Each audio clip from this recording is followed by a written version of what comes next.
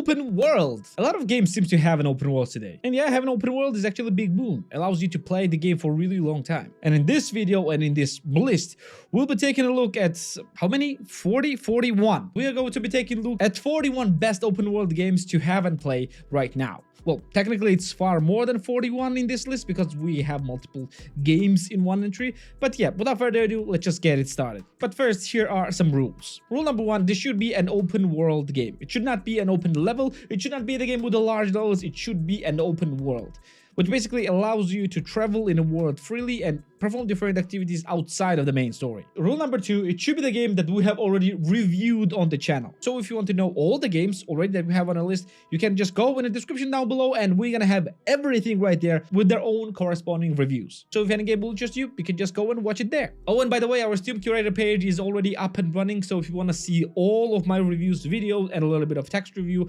right there on Steam before you're gonna buy anything, just go and follow us there on Steam so that you will not miss my reviews when you are buying the games. Now back to the video.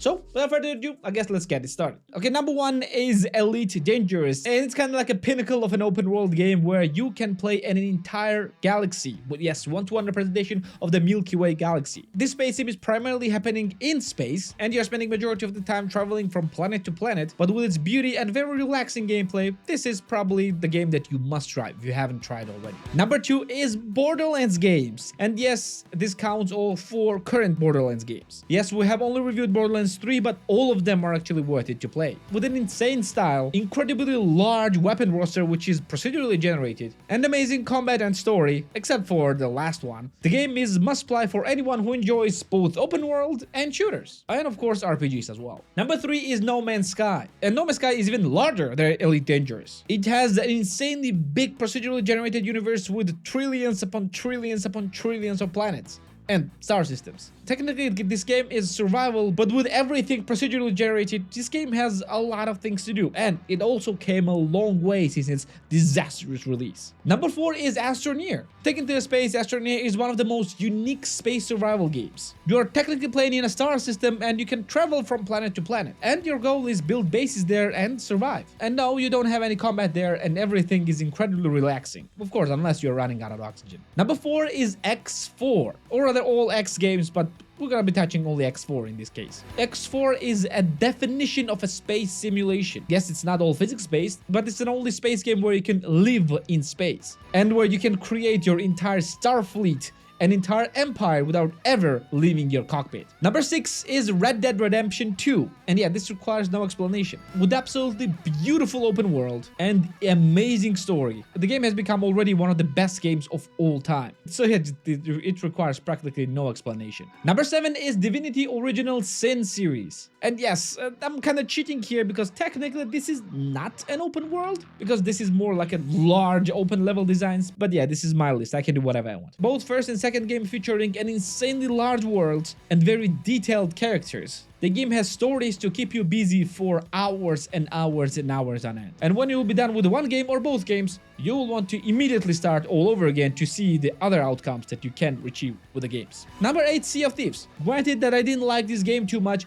but I cannot take away of what this game is. And this game has an absolutely beautiful open world.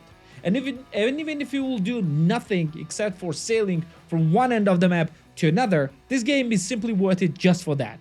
But if you're going to be doing this with your friends, this game automatically becomes an amazing game, even though it doesn't have any progression systems. Number 9 is Dragon's Dogma, one of the most underrated and amazing RPGs of last generations. This is if Dark Souls and Skyrim had a child, and the child was absolutely beautiful. If you like fantasy RPGs, this game is must-buy for everyone. Number 10 is Ark. I'm putting this here reluctantly because I don't like Ark, but I know a lot of people do. I cannot take away how large the world of Ark is. With multiple different expansions and hundreds of different creatures to tame and to fight. This game is truly amazing for many, but of course it won't be loved by everyone. Number 11 is Stardew Valley, one of the most relaxing and beautiful games that I have ever seen. And if you want a game where you want to have a relaxing life and build this life and just protect it, this game is it. And don't this simplistic graphics fool you. This game is unbelievably detailed. Number 12, Cyberpunk 2077. Yes, despite some people still hating it, you cannot deny that this is an amazing game. With a beautiful open world and amazing aesthetics, this game might not be the best best work of CD Projekt Red, but it certainly is pretty good work, at least in its current state. Number 13 is Euro Truck Simulator 2. And yes, this is probably pinnacle of the relaxation for the car lovers. If you want to just drive from one place to another, without any hassle and just to relax, this game is it. Number 14 is Satisfactory. Yes, this is a factory building game which takes a lot of work to do, but you're free to do whatever you want in this open world. And you're free to build whatever you want as well in this open world. And yeah, game will keep you busy and hooked for a really long time. Number 15, Kenshi. Another underrated gem that I've been praising for a really long time on the channel. The game that will literally punish you for everything, but it will do it so beautifully, brutally that you will not be mad. So if you want something of a challenge in an open world, and if you want an open world that has its own character, this game is it. Number 16, Snowrunner. And Snowrunner is another car lover game, but unlike Euro Truck Simulator, this will frustrate you a lot, because this game is not actually easy. If you love off-roading and want to haul goods from one place to another without any roads, this game is it. Number 17, Immortals Fenyx Rising. Yes, this is a Ubisoft game, and yes, it's not perfect,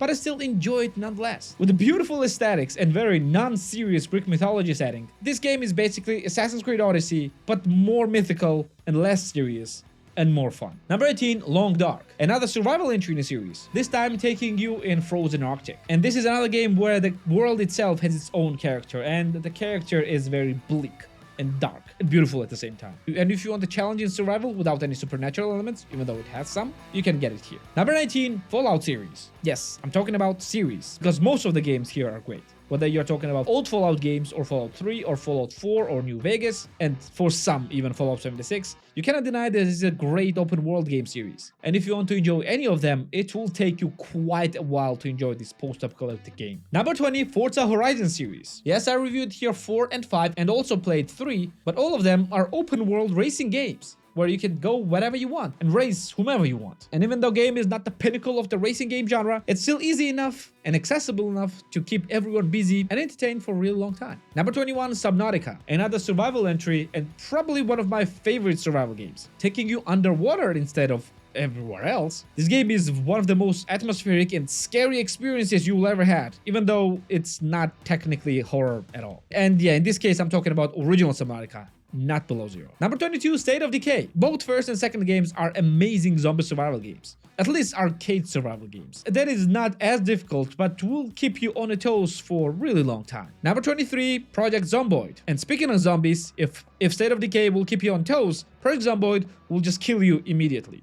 Because in this game, you are not meant to win. You're meant to die. But how long you will survive, this all depends on you. Number 24, Sanits Row series. And yes, entire series except for the last game. Saints Row 1 and 2 are very grounded games that can be a good alternative to GTA games, while 3 is more over the top and 4 is way off the hook. But all of them are very incredible experiences, even though quite difficult from one another. Number 25, Dragon Age series. Except for Dragon Age 2, basically meaning Dragon Age Origins and Inquisition. They're both an amazing open world experiences and will give you both amazing combat and incredible story and characters. Number 26, Middle-earth series. In this case, we're talking about Shadow of War and Shadow of Mordor, and this is for my Lord of the Rings lovers. Both of these games are painting an incredibly good picture of Mordor, and with an incredible and fast-paced gameplay and amazing nemesis systems, will keep you busy far long after you're done with those games. Number 27, Assassin's Creed series, or more specifically, the RPG series, consisting of Origins, Odyssey, and Valhalla. And based on my favorites, Odyssey is my favorite, Origins is second favorite, and Valhalla is my least favorite. But I cannot deny that all of them have amazing open worlds. And Odyssey and Origins probably have one of the most beautiful historical settings as well. Yes, you might not like grind, and I didn't like it too,